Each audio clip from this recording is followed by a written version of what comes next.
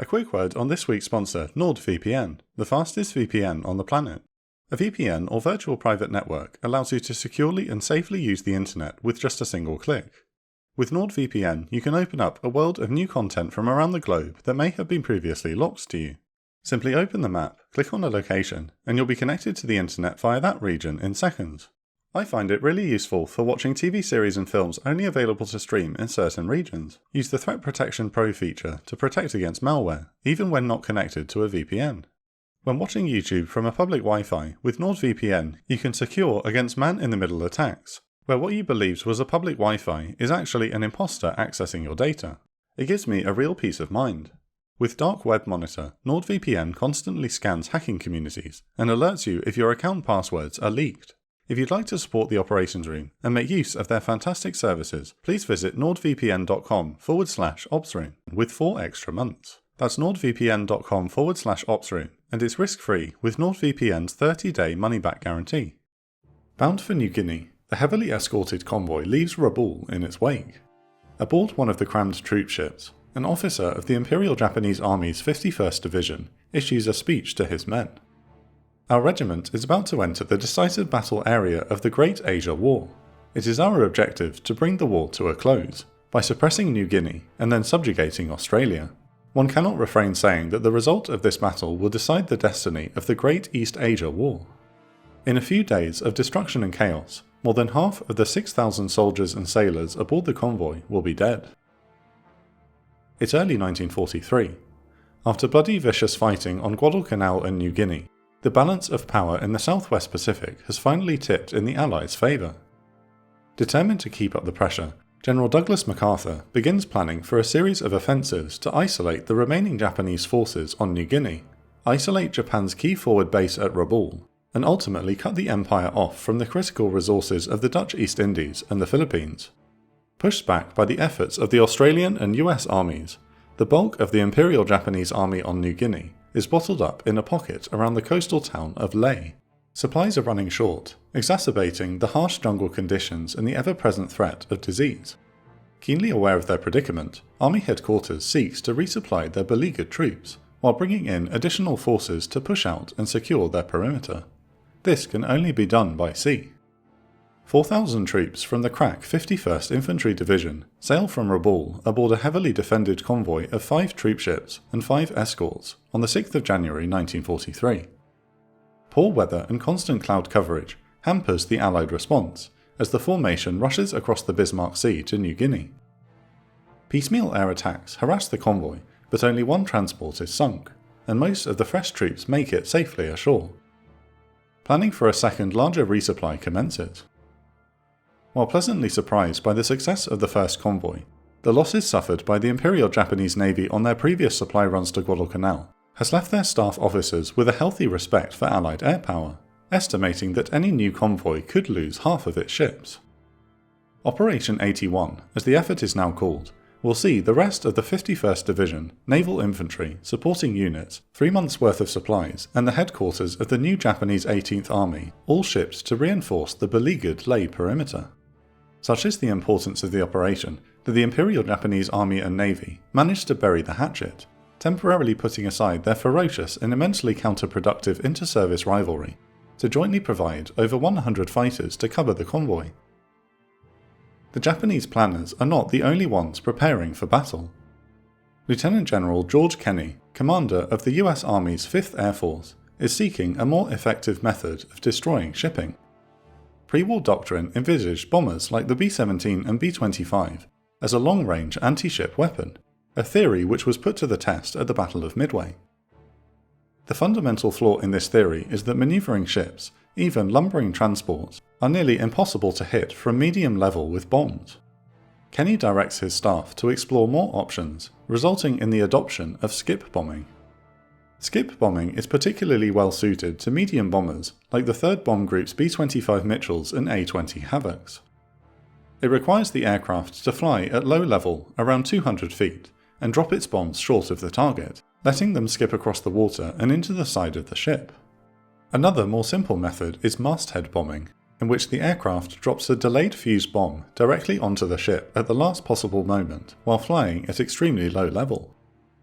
US and Australian crews relentlessly practiced the new tactics against a wrecked steamship off Port Moresby through January and February of 1943. Attacking from low level has one major drawback. Attacking aircraft at such short ranges are easy targets for defending AA fire. The solution is the brainchild of a mechanically minded army officer, aptly named Major Paul "Pappy" Gunn. With his family imprisoned in an internment camp in the occupied Philippines, Gunn's war is personal. Gunn has devised a new configuration for Army Air Force A-20 Havocs and B-25 Mitchells by replacing the bombardier's position with a bank of Browning 50 caliber machine guns scrounged from armories and salvaged from written-off aircraft, as well as more 50 cals mounted in the fuselage. General Kenny, realizing the potential for the aircraft to not only wreak havoc on ships, but to suppress their anti-aircraft batteries for skip-bombing aircraft, brings Gunn in as a technical advisor, and orders him to produce more of the variants. Gunn's final prototype, B-25C Strafer, is armed with 8 forward-firing Browning M2 machine guns. In late January 1943, it is dispatched to Port Moresby to familiarise the pilots and crews of the 3rd Bomb Group with the new modification. The airmen quickly take to the approach, eagerly practising strafing runs with the aircraft. Soon, 12 B-25s of the group's 90th Bombing Squadron are modified into gunships. By late February, the Allies know something is brewing. American and Australian codebreakers working under General MacArthur's Southwest Pacific Area Command intercept and decipher Japanese signals, suggesting a convoy will sail from Rabaul to Lae either on the 28th of February or the 1st of March. This is corroborated by aerial reconnaissance. Allied ground forces in New Guinea, while still possessing the upper hand, are spread thin and suffering badly from the arduous jungle conditions. Australian forces alone have 14,000 troops hospitalised by malaria and other tropical diseases, on top of the over 6,000 casualties suffered so far in the campaign. It is unlikely that they and their American comrades will be able to stop a renewed Japanese offensive. The weather initially favours the convoy, with the tropical cyclone charging through the region and down the Bismarck Sea. It will conceal their sortie from Rabaul. Strong winds and lashing rain sweep the decks of the ships of the transport fleet and their escorts, the Imperial Japanese Navy's Destroyer Squadron 3, as they set sail from Rabaul, exactly as predicted, at midnight the 28th of February. Leading the convoy is Destroyer Squadron 3's flagship, the Fubiki-class destroyer Shirayuki, hosting Rear Admiral Masatomi Kimura. Kimura is an experienced veteran of Midway and the early battles around the Dutch East Indies. The storm shrouds the force's departure from Rabaul in thick clouds and mist through most of the next day. However, at 1600 hours on the 1st of March, a US Army Air Force B-24 Liberator spots the flotilla through a break in the cloud. While usually remembered as a heavy bomber, the B-24's superb endurance makes it a capable reconnaissance aircraft. Keeping their distance and avoiding the circling Zeros, the crew radios their contact report back to 5th Air Force headquarters. Signalmen aboard the Japanese destroyers intercept the report. Little can be done about the retreating patrol aircraft. All the sailors and soldiers of the convoy can do now is wait for the inevitable onslaught. At first light on the 2nd of March, patrolling B-24s and B-17s maintain intermittent contact with the convoy through gaps in the cloud cover and thunderstorms as the ships hug the coast of New Britain. From bases on New Britain and from Lae, at any one time, around 30 Imperial Japanese Navy Zeros and Army Ki-43 Oscars maintain a standing combat air patrol over the convoy, but the cloud cover prevents them from engaging the American scouts. To whittle down enemy air cover, 6 Royal Australian Air Force Bostons sweep over the jungle canopy towards Lae. Catching the airfield unprepared, they destroy the parked fighters with bombs and 50 caliber gunfire, leaving Lae and many of the A6M Zeros burning in their wake. Meanwhile, 26 B-17 Flying Fortresses are led by a pair of Liberators towards the convoy's last known position. A flight of Ki-43 Oscars moves to intercept, but the escorting P-38 Lightnings set about the IJA fighters, downing 3 in quick succession. At 9:50, the leading B-17s spot the convoy and commence their run. 7 forts from the 63rd Bomb Squadron spearhead the attack, releasing their load of 1,000-pound bombs into the desperately evading ships below. A6M Zeros attack from above and below, but are forced off by the high-powered Lightnings. The rest of the forts, from the 64th and 65th Squadrons, follow them in. In the chaos of the battle, the observing B-24s tried their luck as well, tossing another 12 bombs into the Japanese formation, steaming through a sea boiling with near misses and exploding ordnance. Almost all of the bombers claim hits, though the result is more modest. The merchant ships Taijo Maru and Nojima are damaged, though only lightly. Kyokusai Maru is struck mortally and sinks. Destroyers Yukikaze and Asagumo arrive on scene and pull 950 soldiers and sailors from the water around the doomed merchantman. Another B-17 raid later in the evening causes no further damage, but it's the last the Allies see of the convoy on the 2nd of March before it is shrouded in the relative safety of night. With the fall of darkness, Admiral Kimura orders Asagumo and Yukikaze, both packed to the gunwales with survivors, to sail on ahead and make best speed for Leh to offload their passengers. As it stands, Kimura's losses are no worse than the successful January convoy. Despite losing fighters to P-38s and the raid on Leh airfield, the Imperial Army and Navy can still provide air cover. Operation 81 can still succeed if they survive the next day. While the Japanese troopships and destroyers reorganise and recover from the day's fighting, a Royal Australian Air Force Catalina spots the wakes of ships on the inky Black Ocean. Throughout the night they harass the convoy, dropping flares and bombs at random. As the destroyers and troopships pass through the Vityaz Strait in the early morning, the weather worsens. Kimura makes a fateful decision. As Yukikaze and Asagumo return from Leh, the Admiral decides to hold position, sailing in circles for hours and only setting a clear course for Leh at dawn. Exactly why Kimura decided to do this is unclear, but he potentially sought to make use of a front of poor weather sweeping across the Bismarck Sea, under which his ships could slip into Leh unscathed. It is the same storm front that is battering many of the Allied airfields early that morning. Most suspend operations, but 7 Bristol Beaufort torpedo bombers of 100 Squadron Royal Australian Air Force from Milne Bay have taken off to brave the turbulence, thick cloud cover and driving rain. Mechanical and navigational problems force 5 to return.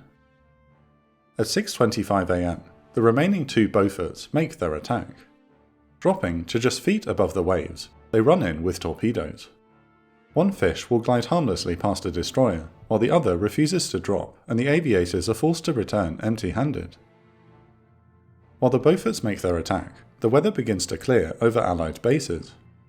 With the Japanese force nearly at its destination, General Kenny seizes the closing window of opportunity and at 8:03 am on the 3rd of March issues the order for a coordinated attack. Enemy convoy approaching New Guinea, probable destination Leh. 5th Bomber Command will attack with maximum striking force. Within minutes, maintainers, armourers and ground crew are rushing around their aircraft, making final checks, loading bombs and feeding ammunition into the machine guns. Soon, at the Allied air bases around Port Moresby, 90 aircraft are roaring to life and thundering skyward. Ahead of the main force, another strike of Royal Australian Air Force Boston's hits Leh Air Base. It's the first of 30 attacks that will keep Leh shut throughout the day. By 9:30 am, the weather over the Bismarck Sea is substantially better than the early morning, clear with scattered clouds. All 16 Allied squadrons have successfully rendezvoused and now press towards their targets. Leading the armada are 13 B-17s of the US 43rd Bombardment Group, who are the first to sight the Japanese vessels. The merchant ships sailing in 2 columns, 800 metres apart, led by 2 destroyers, with another 3 escorts screening each flank of the formation. Bombardiers peer through their bomb sights as the flying fortresses hold steady at 7,000 feet. The first bursts of flak flash around them, but the clear weather is a double-edged sword.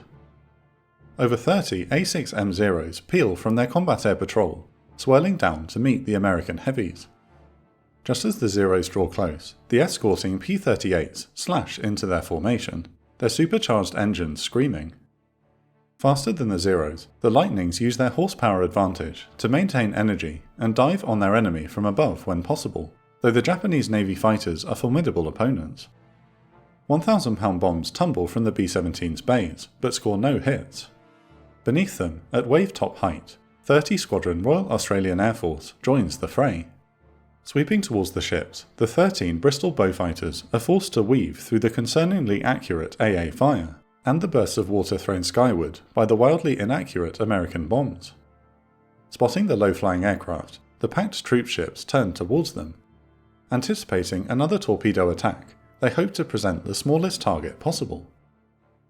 The Beaufighter, known as the 10-gun Terror, is a beast of an aircraft, formidably armed with 4 20mm cannons under the nose and 6 303 machine guns in their wings. The Japanese ships have unwittingly presented the perfect strafing target. Each aircraft chooses a merchant ship and lets loose. The cannons and machine guns erupt. Pilots walk the hailstorm of explosive shells and incendiary bullets through the sea of troops crowding the decks and into the ship's superstructure, wreaking unspeakable carnage. Roaring over the vessels, through rifle fire from the surviving soldiers, the Australian fighters swing out to attack again. Through the swirling melee of marauding Beaufighters and careening warships, the US 90th Bomb Squadron, flying Pappy guns up-armed B-25Cs, begins their attack. The American bombers work in pairs, angling towards the merchant ships first. One opens up with their 8 Browning 50 caliber machine guns, with a combined rate of fire of over 6,000 rounds per minute, thrashing the decks. Meanwhile, the other B-25 in the pair skip bombs the now defenceless merchant. A notable target is the Kembu Maru, whose cargo of aviation fuel ignites, consuming the ship in a catastrophic fireball. One American airman watches on as the Beaufighters and B-25s ravage the nearby troopships. I was watching hundreds of those Japanese just blown off the deck by those machine guns. They just splintered around the air like sticks in a whirlwind, and they'd fall into the water.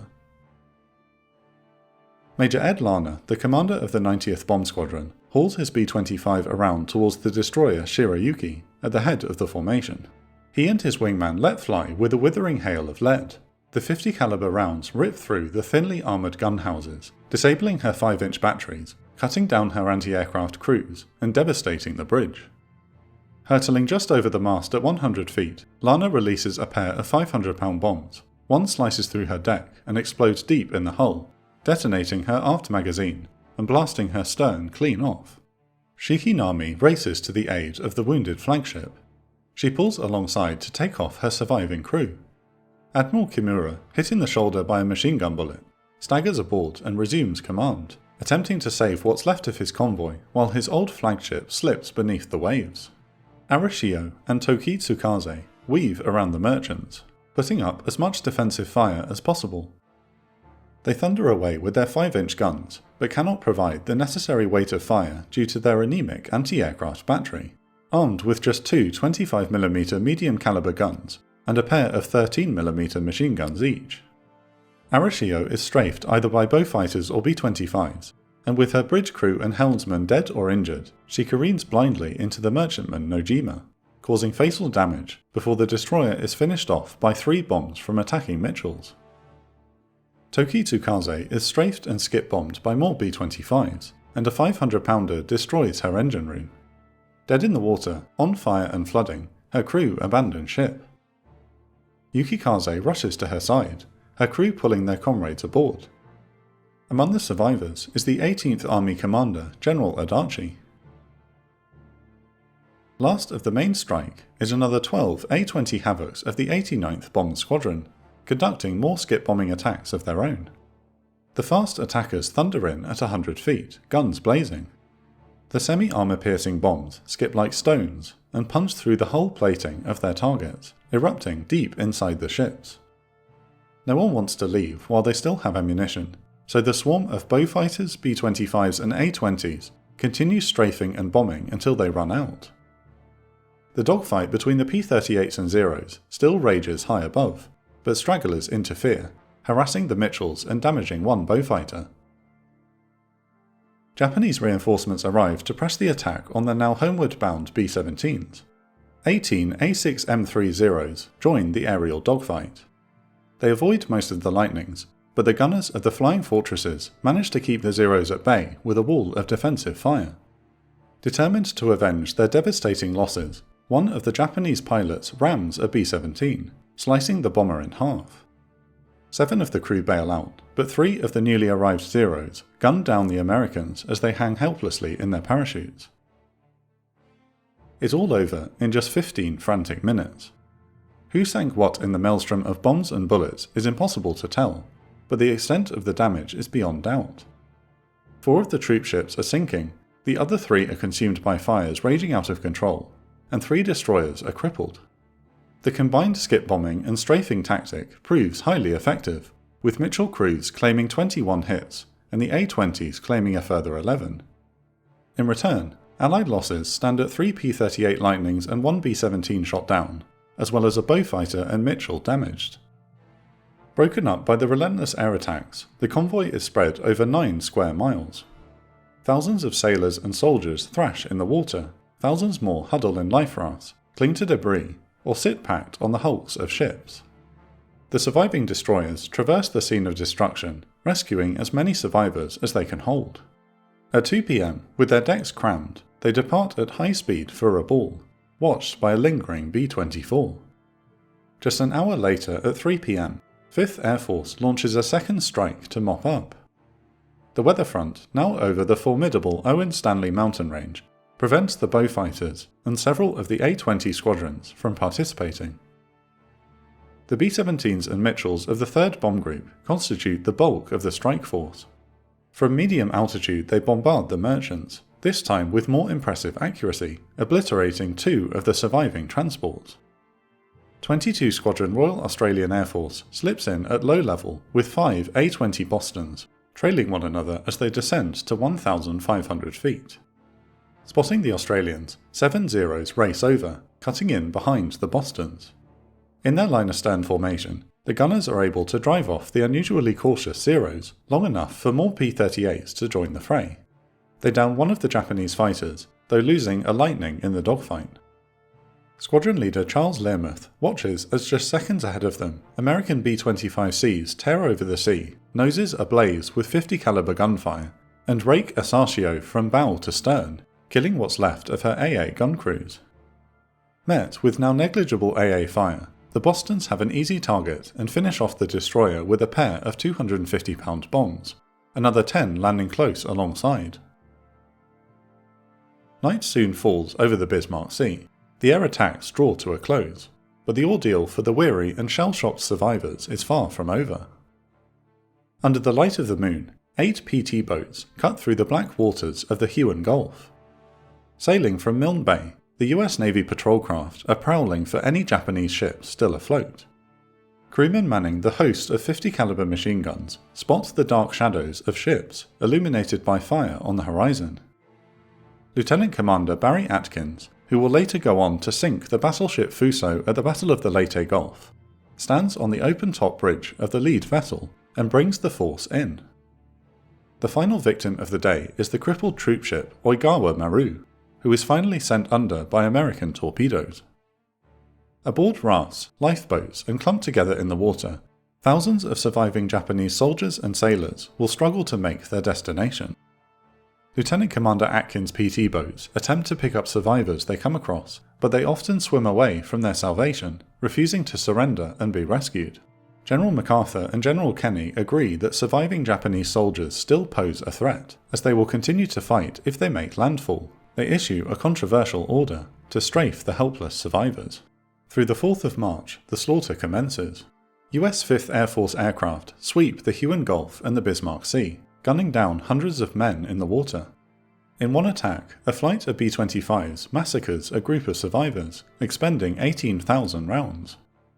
That night, the PT boats return, prowling the same patch of sea.